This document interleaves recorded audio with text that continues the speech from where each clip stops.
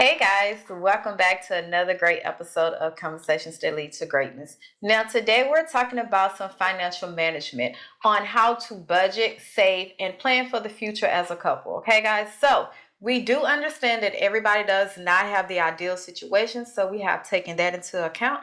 And yeah, we're going to give you some good tips on it, okay? So, let's get into it. This is Conversations That Lead to Greatness.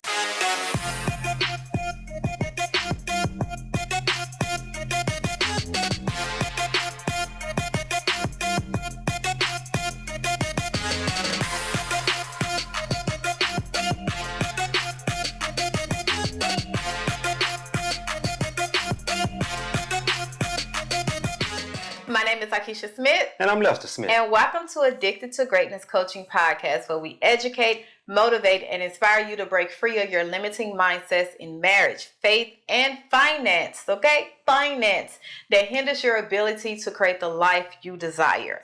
Okay? So if you're into personal development, if you into catapulting your life to that next level, or you feel stuck and you need a switch, go ahead and subscribe to our YouTube channel. We have over 500. We have over 250 videos available now. Yeah, because we true to this, right? Yep. We true to this, No okay? doubt. We're committed to helping you while we help ourselves, okay? So go ahead and subscribe, press that button, and then press the notification bell where you get notification on when we upload each new episode each week, okay?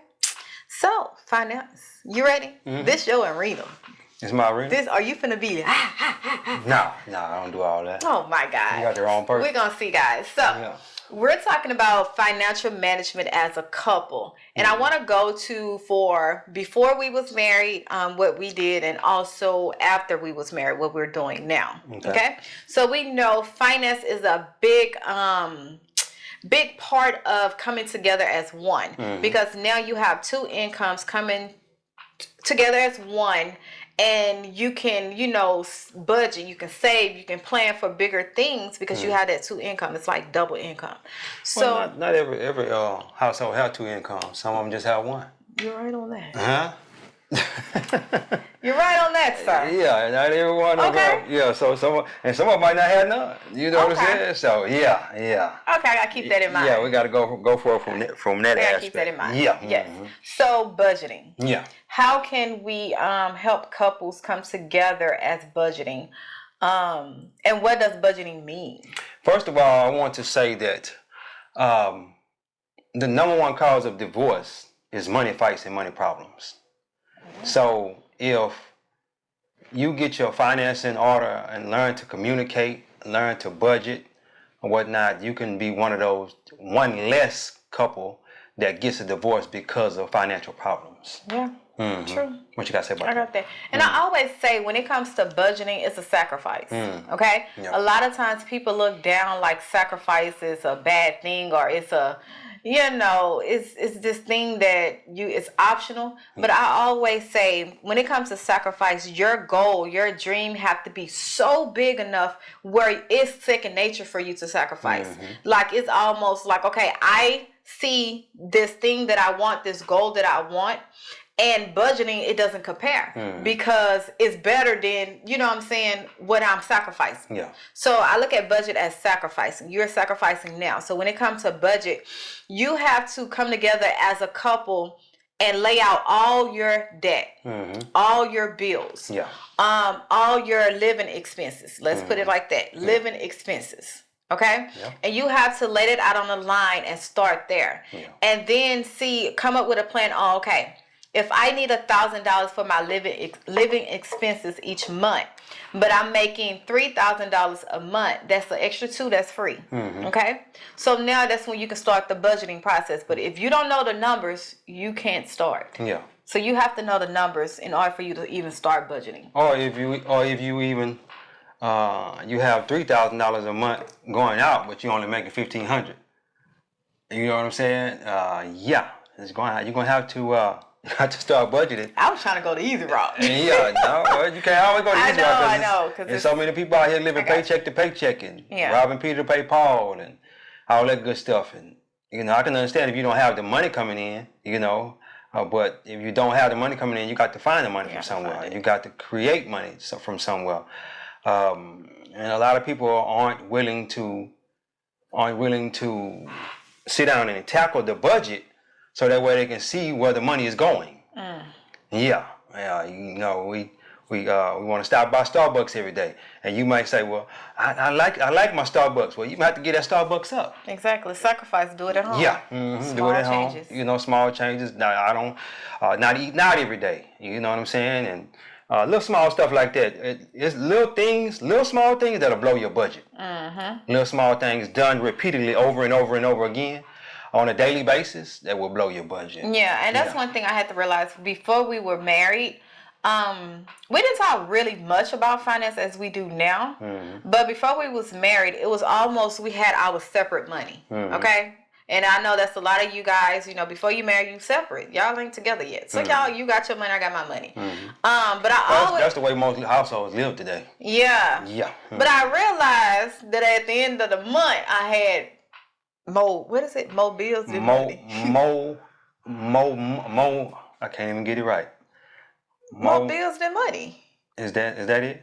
Yes. More bills. It's another way. I ain't have enough money, okay?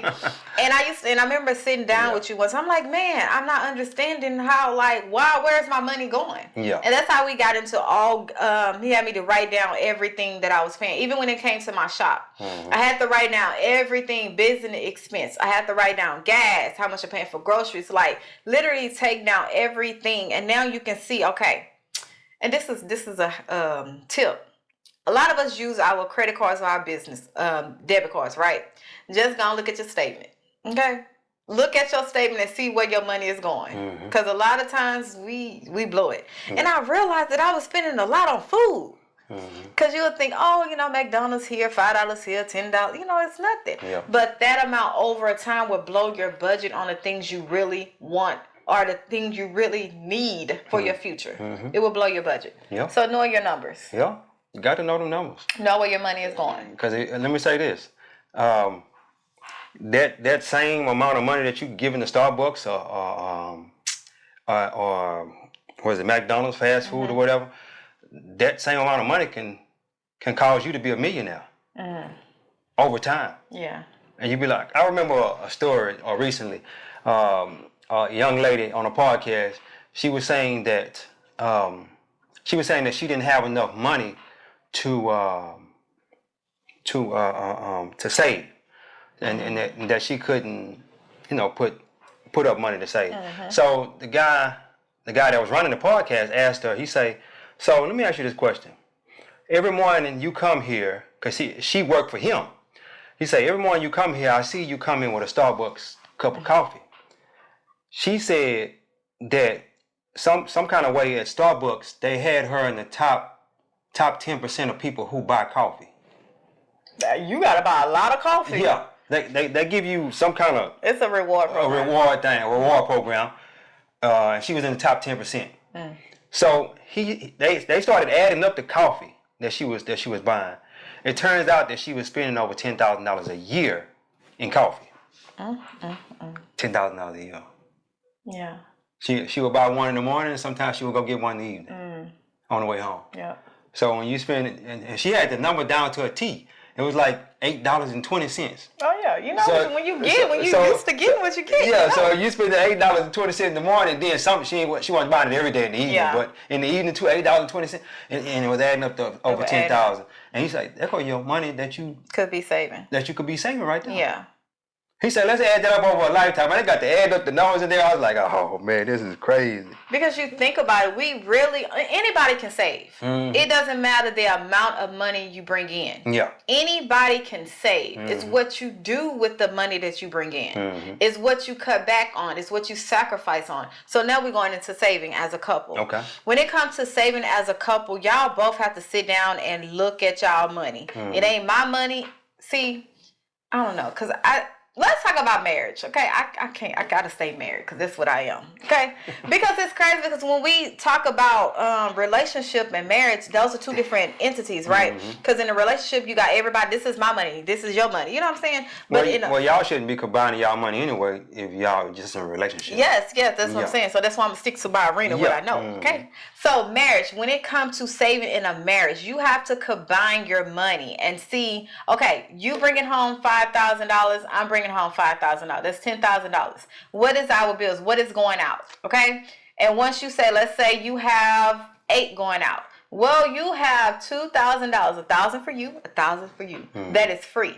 Now you decide, okay, babe, we're not gonna go. We're gonna, downgrade our life. We're going to be under the radar. We finna sacrifice at this point. It's not forever. It's just for this year. So we're gonna take this $1,000 that we both have.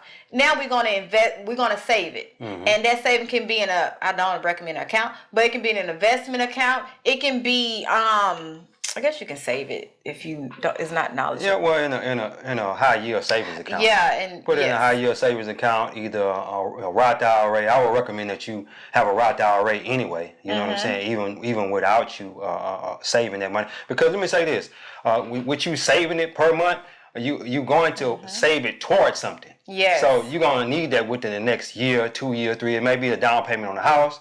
It may be a new vehicle for her or a new vehicle for him. You're going to be saving it towards something. It ain't going to be just like you're going to be saving that money forever. I'm glad you said that. Yeah. Because that goes to planning for the future. Okay. Okay. You did say that. But you're actually saving it towards something. And you're putting this money up. You're not even looking and saying, you're not even counting it as part of your income. It is a no-brainer. Both of y'all has to come together and agree, baby, this is what we're going to do. It doesn't matter how hard it get. Yep. Well, it kind of do, but not to the point where y'all is life and death. Okay. Yeah. Like, I don't think I have to go explain that, but it gonna be to the point where y'all are both committed to saving. If you're trying to save to get out of debt, y'all both committed to saving to get out of debt. If y'all both committed for a down payment, it's for the down payment, nothing else. Anything else you want to pour money into or pull money from, it gotta come from what is already going out. So if you're getting your hair done on a weekly basis, guess what? You won't be getting your hair done this week if you want something else. You see what I'm saying? Yeah. If you're getting, I guess, going to the clothing store and buying clothes, you know what I'm saying? Just, spending. Guess what? You got to sacrifice in that area because you know that this $1,000 that is free is already accounted for. Save, it's put up. And you can also, within that $1,000, we say $2,000. They both got $1,000 a piece. Yes. So $2,000. We just say $2,000 because they're a married couple. It's combined $2,000. So y'all both got $2,000. You can take money out of that $2,000 to, let's say, you give him $200 and you take $200. Now y'all got $1,600. And the $200 go to his clothes or go to her clothes, and that'll give you a little leeway in saying, hey, we're not gonna be too strenuous. But if you want to get there much faster, then you will save the whole $2,000. But you can, take a little bit out, say, well, here go you 200, here go me 200, and we can do whatever we want to do with this 200. See, I don't like that because you become too comfortable in doing that. Because, no, this is why I say that. Because you become too comfortable, and then what is optional, you deem you have to have it. We ain't got nothing to wear. Yes, you do. Because you got so comfortable in getting $200 for clothes or $200 for things that is optional, something that is you can do without. Well, you gotta look at it from this aspect too. You taking the people from not budgeting at all to creating a whole new budget. Okay, so I say give them a little leeway. You take 200, I take 200, because before we was just doing whatever, we was just blowing all the money. Now we saving $1,600 a month. You understand what I'm saying? You understand what I'm saying? So you don't want to be too harsh on them, because if you be too harsh on them, they're gonna quit. They're gonna quit. Now, I know. Come on now. I know people. So I've been listening to finance channels for a long time. And the other one person, this person to be strictly disciplined. I'm strictly disciplined. I'm disciplined. I'm doing. And this person go over here and grab some money out of the account without me knowing. As a couple. Yeah, as a couple. Without me knowing. And then I'll be like, hey, what happened to the money that was in the account? Well, baby, I took it and did such and such. I took this and did such and such with it. I took that and did such and such. But if you give them that little 200, then you be like, hey, That money that's in the account, that $1,600, you can't touch that $1,600. You got your $200, I got my $200, and that's gonna make them feel like, well, if he ain't going over his $200, I shouldn't go with my $200 either. You know what I'm saying? Okay. So yeah, think about that. I think about it like this. Yeah. What's your rebuttal is to that? Because my rebuttal is almost like you can't, as an adult. Yeah. Because it's I don't know, I just don't like excuses. I'm at a point where it's no excuses. I understand. But as an adult, you either you want it or you don't want it. Yeah. Your goal, your dream, your aspirations is either worth the sacrifice or it's not. Yeah. So it's almost like when it comes to finance for adults, we play with that thing like it's just a toy. Yeah. And then you find yourself in a whole big lieu of debt, and you wonder how you got there because you've been playing. Yeah. You've been, let me just pinch off of this. Let me pinch off of this. I'm gonna put it back, and you never put it back. So it's almost like stop lying to yourself. Yeah. That's why I'm silly. That's why I'm like, because I've been that person, and I'm not saying everybody is like that, but it's a high number of people is like that. Otherwise, debt would not be so high in a marriage. Well, you can either choose the way she say do it, Yeah, it's or you optional. can choose the way I say do it. It's optional. It's optional. It's what works for you in your house. Yes. It's what works for you in your house. And let me say this. Once you say this is what we're going to do, stick to that. Stick to that.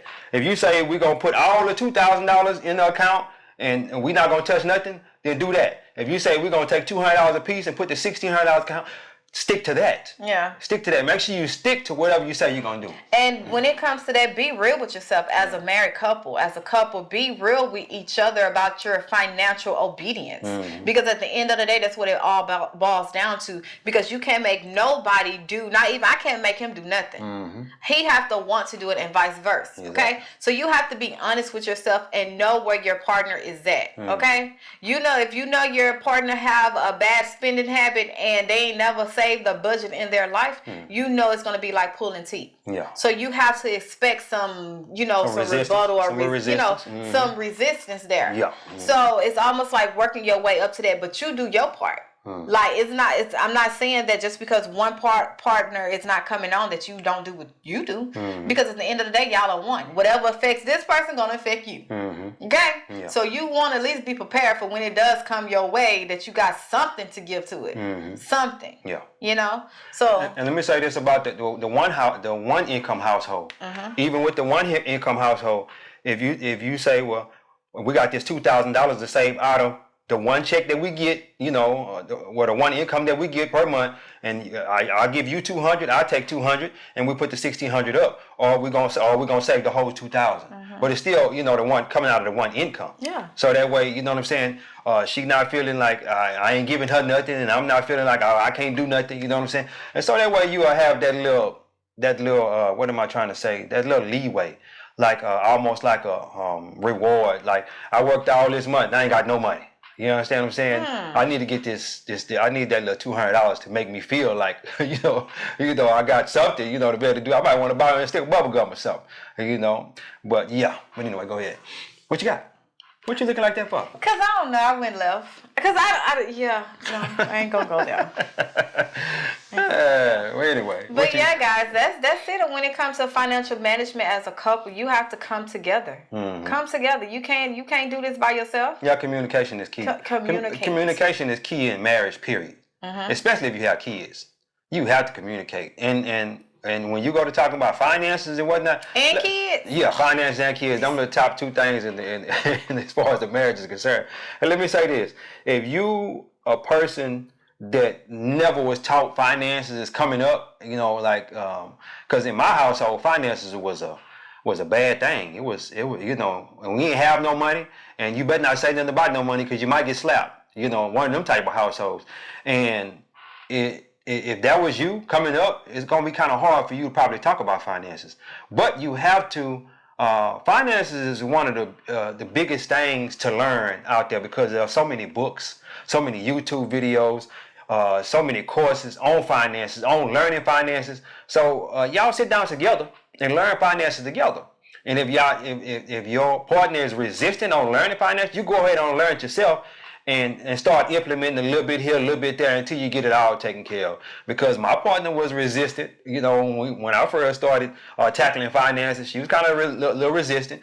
And then she finally came around. You understand what I'm saying? She was like, I don't know. But then, she like, okay, I see where he's taking us. I see what was going on here. I see we got a budget here, we got to cut up the credit cards and all that. Yeah, there was some resistance there, but we got it together. We got it together. Mm-hmm. So guys, we wish you the best on your journey. Yeah. Because baby, as a married couple in finance, listen. Yeah. And then you add kids to that. Yeah. Oh my God, kids know. Mm-hmm. Kids know how to put y'all against each other, how to get what they want. Yeah. And especially if you like, okay, man, we budgeted this month, we only got a certain amount to spend, and then kid come and they want something, and they try to butter you up. Yeah. Yeah. Or they'll go ask mama, and then mama say no, and then they'll come ask daddy. Mm-hmm. And daddy say yeah, then mama be asking daddy, why you say yeah? And then you be like, well, I sent them to talk to you. I sent them to ask you, and you were supposed to say no too. But I'll be like, well, when you sent them to talk to me, then I'm supposed to say yeah because I can choose what I want to say. No, but we on a budget. That's why it always comes together. We are on the budget. Yeah. As long as you understand that, hey, either it's gonna come out your $200, not this $16 that we saving. It's gonna come out of the little leeway that you just said. It's gonna come out your $200. It's gonna come out your $200. Exactly. Yeah. And that's how you gotta do it. You have to be on a strict, obedient plan. Mm-hmm. You have to say yes. You have to say no to some things. Mm-hmm. Put it like that. That's what all sacrifice is no right now. Mm-hmm. That's it. You're not going to be like this forever. Yeah, it's not but gonna it's be not no until you achieve what you're trying to achieve. Mm-hmm. And don't care what anybody is saying. First of all, no one should even know your finance outside this household. Mm-hmm. I'm just saying. Yeah. Like that's. Well, they gonna know your finances. They keep asking you, hey, y'all coming out to eat? Y'all coming out to eat? And you like, no. I don't have to tell you because I don't got no money. My answer is no. I'm busy. I got something to do. Hey, but when they keep asking you every time, you keep saying no. No, because they're gonna stop asking after a couple of 2 or 3 no. After 2 or 3 no, they're gonna say, nah, we good. We good. I mean, this person obviously they don't want to hang. Listen, it's nothing personal. But right now, I'm tunnel vision on getting out of debt. Yeah. I'm tunnel vision of taking my family to the next level financially. I'm tunnel vision in buying our dream home. Yeah. Property. Like, that's how you got to look at it. It's nobody business what your financial situation is. Nobody. Yeah. So when you go out there telling everybody, then you open the door for everybody's opinion. And now you finna start thinking about, well, I can buy this. Well, I did work this much last month, so I do deserve. No, you deserve your goal. Yeah. You deserve what you're aiming at. That's what you deserve. You delaying yourself the right now pleasure for your long-term desire. That's it. Yeah. Stop that I deserve. Yeah, you deserve, but you deserve to be your best self. You deserve to become and have and do the things that God put you on this earth to do. You deserve that. So deny yourself what you think you deserve right now, because right now you don't. Like, let's be honest. Exactly. You really don't right now. Because if you did, you wouldn't be in a situation of getting that goal or trying to get that goal accomplished. Yeah. Let me say this real quick. I remember a quick story before we go. When we was paying off our first house. That's when we first got married, and I think we paid it off in probably a couple of years. It actually took a little bit of time to lock in on it. Once we locked in on it, we started paying it off. I'm talking about rapidly, just throwing money at the mortgage company, because we had the money coming in. But the money we were just doing pretty much what we wanted to do with it. You know what I'm saying? But know where it was going. Once we locked in on that, we paid off the first house and was able to save a down payment for the second house. Save up a down payment, because let me tell you this. All that furniture and everything from the first house, we didn't bring none of that to the new house. We pretty much gave every single thing away. The only thing we brought with us was the clothes and little knickknacks, pictures to go on the wall, stuff like that. As far as all the furniture, beds, and all that, we didn't bring none of that. We slept on the floor for the first couple of days in the new house, until we bought some furniture to sleep on and whatnot. But and that came with being locked in. We locked in on a goal that we had, and then we move forward with it.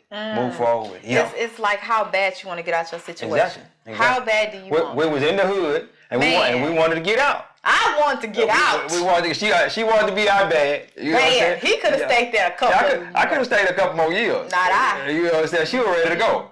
I was like, okay, she ready to go. Let's go ahead and lock in on this here. And how bad do you want it? Or do you want it bad enough where we not gonna go out to eat? We not gonna do this. We not gonna do that. Are you okay with that? Yeah. And you say you okay with that? Then I need you to lock in on it. Let's go.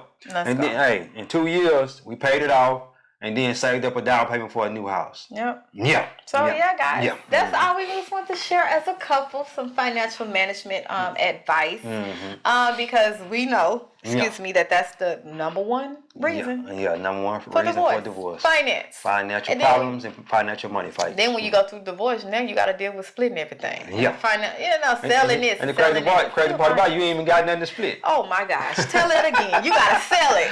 You got to sell everything because you ain't got nothing to split. You ain't got nothing to bust down the middle. You got to start over. Yeah. Yeah, Start all so we over. don't want you to do that, okay? So let's tackle this idea of coming together as a couple to budget, save, and plan for the future together. Yeah. Okay, togetherness. All right, so what else? That's it, babe? Yeah, that's gonna be it. That's gonna be it. And also, real quick before we go, most of that was instilled in our paradigm as a kid. We watched our mom and dad and them fight over money, about money and all that, and we just bring that same thing in our marriage.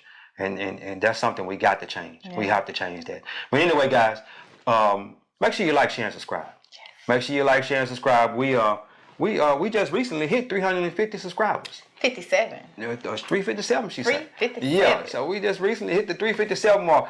We try to jump that thing up to 1,000 subscribers before the year go out. So if you haven't subscribed yet, go ahead and subscribe. All right, God is good, life is good. When we look good, we feel good. We live in a life of abundance. Peace. Bye, guys.